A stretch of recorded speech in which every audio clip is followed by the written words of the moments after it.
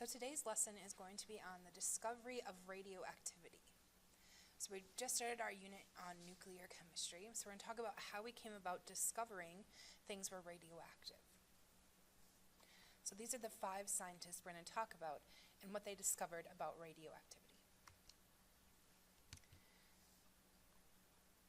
So first, why do we study nuclear chemistry? So when we take a chemical reaction normally, we burn a substance, let's say it's some kind of fuel, and as we burn it, we're breaking those bonds, and then we reform new bonds into different compounds. And this difference between the bond energy, so from the bonds breaking to the new bonds forming, we lose some energy in those bonds. And that energy that we lose is energy given off by a reaction.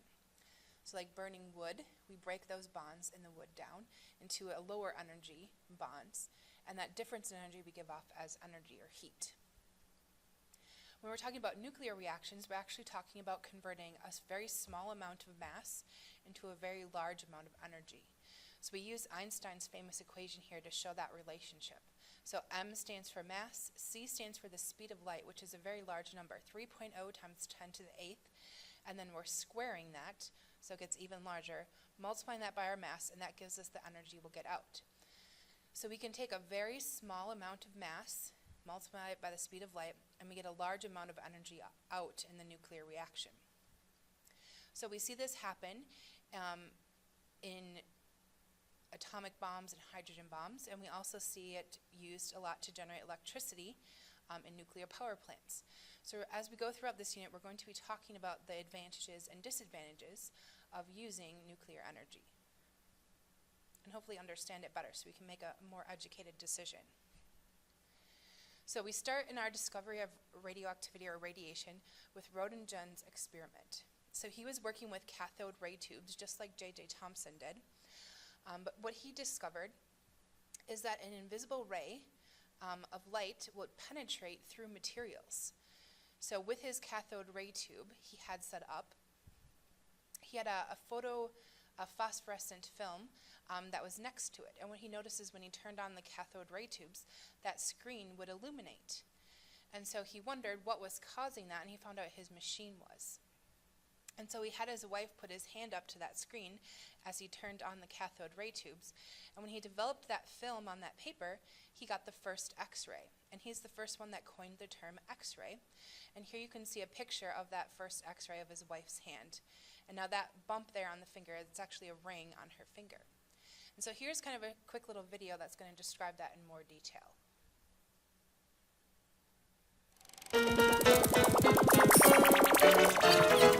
Oh, hello. We didn't see you there. We were just lost in a magical discussion about all the wonders of X-rays. You know, X-rays. You don't know what X-rays are? X-rays are used every day by doctors to diagnose broken bones. They're also used by scientists to examine the structure of crystals, or even watch an insect breathe. But what are X-rays? How are they created? What are they from? And what advancements are there? Well, we'll get to answering these questions, but for now, let's start at the beginning. So, Professor Röntgen, how did you stumble upon X-rays? Well, it all began in the late 1895. I was experimenting on passing an electric current through very little air inside a glass tube. This would create a glow at the ends of the tubes when the current was turned on. However, in one particular experiment, I decided to cover the tube with a thick black card. Consequently, the light from the globe was trapped inside. Now, when I turned the current on, I noticed in the corners of my eye that a nearby screen coated with barium platinocyanide had begun to glow.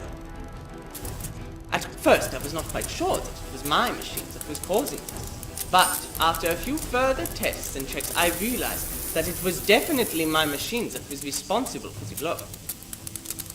I was greatly disturbed by this, freaked out, you might say. I had to know how it all worked. So I spent the next few weeks just in the laboratory. I spent so much time there, I even slept there on occasion. But it was not enough. After a while, I grew anxious to test my new rays, which I had named X-rays. I decided to take an X-ray image of my beautiful wife Anna's hand. She was, to say the truth, quite reluctant at first, but I am a very persuasive man. Here you see the X-ray. Look, you see the wedding ring on her finger, and even, look closely, even the bones themselves. And the rest, as they say, is history. I was awarded a Nobel Prize for my discovery, which was in fact the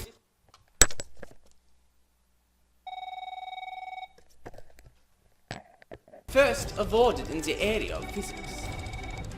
I realize now that it was on that day that I had a date, and date with destiny. Medical imaging isn't the only use for X-rays. And so Roentgen was the first one to actually use radiation, and he discovered X-rays. So let's continue on the journey. So this happened in 1895. So Roentgen actually did a talk on his X-rays that he did, and Becquerel, another scientist, in our next step in discovering radioactivity, was at that talk, and so he decided to do his own experiment. So he took some of that X-ray film and covered it with a piece of paper, and then put uranium on top. And what he thought would happen would be that the sunlight gets absorbed by the uranium, and that uranium will then expose the film. It just so happened on that day that it was too cloudy out, and so he couldn't conduct his experiment.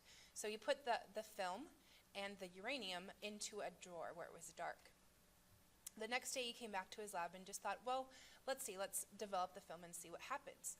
And what he discovered was, even though the uranium wasn't in the sunlight and it wasn't absorbing that radiation, that it still caused the film to be exposed to it. And so you can see here on this photograph that the two places where he had the uranium sitting. And so what he discovered was that radiation doesn't necessarily come from the sun. Some materials and elements may actually produce and give off their own radiation. And so he's the one credited with discovering radioactivity. Okay. And so that he deduced, the big point is that he deduced that uranium gives off its own radiation. So it doesn't necessarily come from the sun, what they had originally thought. Elements can give off their own radiation. So that was 1896. So then after Becquerel, he had his undergraduate student, Marie Curie, was working with him, and she decided to take on more discovery on radioactivity. And so she focused her research project on trying to isolate the radioactive components in an ore called pitchblende. And there's a picture of it up here in the corner. So it's just a type of uranium ore. So it has uranium in it, but it also has other materials in it. And so her preliminary work with it was very successful, and her husband actually decided to join her on the research project. So you can see a picture of those two there. And what they found was that pitchblende is 4 to 5 times stronger than just uranium by itself.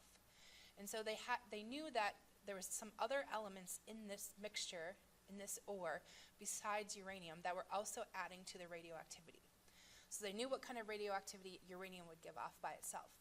But this one was 4 to 5 times stronger. So they know there had to be another element or other elements in that mixture that were also radioactive. And so they were trying to isolate what those elements were. And so after they processed about 1,000 kilograms of this pitchblende, now this is radioactive material, they didn't realize how dangerous it was at the time, but thousands of kilograms of it, they were able to isolate 2 unknown radioactive elements. And they had actually they discovered these 2 elements. And so one of them is called polonium, which is radioactive. And they named it after their home country, Poland. And the other one was radium, obviously named after radioactivity.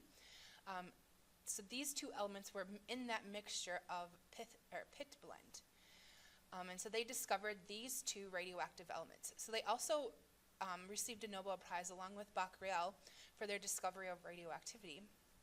And then Marie Curie also got another Nobel Prize for discovering these 2 elements. But unfortunately, they didn't realize how dangerous working with this stuff was. And so Marie Curie passed away from leukemia, which is the form of cancer that is caused by her interaction with or work with all these radioactive materials. And if you go to visit the laboratory today, the papers that she was using in that lab to write and down her notes are still radioactive to this day. So just how dangerous this stuff is, they didn't realize. And so the last kind of major discovery about radioactivity was Rutherford in 1899. And so remember Rutherford for discovering the nucleus, but he also helped, before he discovered the nucleus, he also found that radiation contains 3 different types. So here's a picture of his experiment. So he would take a radioactive substance and he would shine it and pass it through a 2 charged plate. So there's a plate here that has a positive charge and a plate that has a negative charge. And over here there is a film that would phosphoresce or light up when something hit it. So what happens is he passed this beam of radiation through the charged plates, and he noticed that some got pulled to the top, some got pulled to the bottom, and some went straight through. And so the ones that got pulled to the top means they have to have a negative charge. The negative charge is getting attracted to the positive plate. Opposites attract. So he called those beta rays. He also saw this beam get pulled downwards. And so this beam has to have positive particles in it because it's getting attracted to the negative plate. And so he called those alpha rays. And then there was also ones that would go straight through, so they weren't affected by the charged plate, so they had to have no charge or not no charge at all. And so he called those gamma rays. So alpha particles have a very large mass and a positive charge. Beta rays have a small mass and a negative charge. And gamma rays have no mass at all, but are highly penetrating, meaning they're very strong, can go through a lot of materials. And so the terms alpha, beta, and gamma are just the first 3 letters of the Greek alphabet. So these are the 3 particles, or 3 types of radiation, or 3 things that make up radiation. So let's actually define what radiation is. So we use that term. A lot of people think radiation is a bad thing.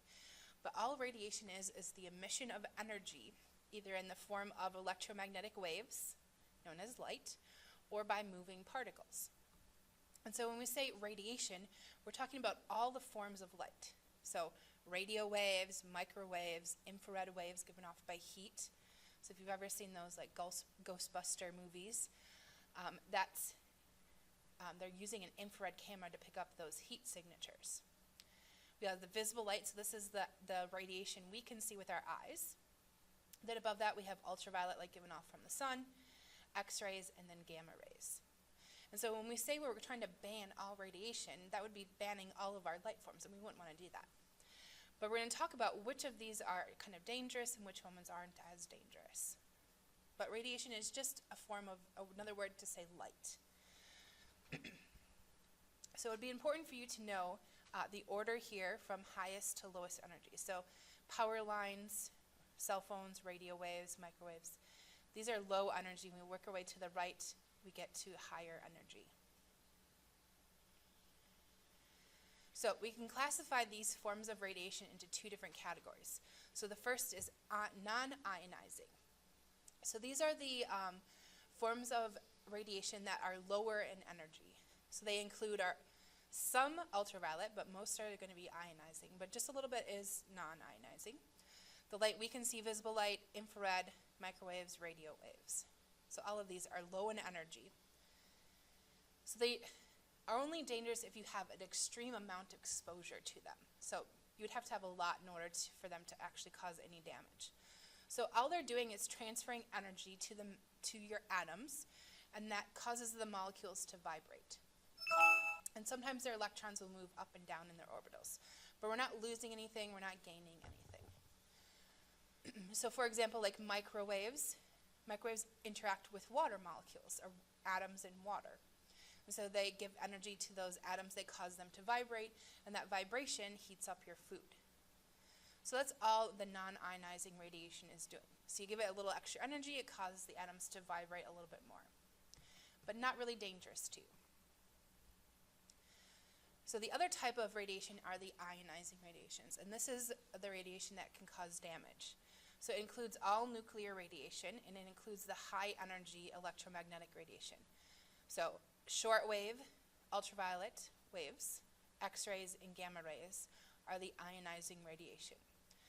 So this time when we give the molecules that extra energy, what's going to happen is the atoms are actually going to eject electrons. So they're going to lose electrons. And so we're going to create an ion. And those ions in your body, if they're in living tissue, can be really reactive. And so they can disrupt a lot of your cellular processes, how your cells kind of grow and mutate. And so ionizing radiation, because they're giving it so much more energy, they're ejecting those electrons, you're causing some reactions in your body that you don't want to happen. And so they carry a lot more energy, they carry a lot more potential to do some harm. So those are the ultraviolet on the high end, the X-rays, and the gamma rays.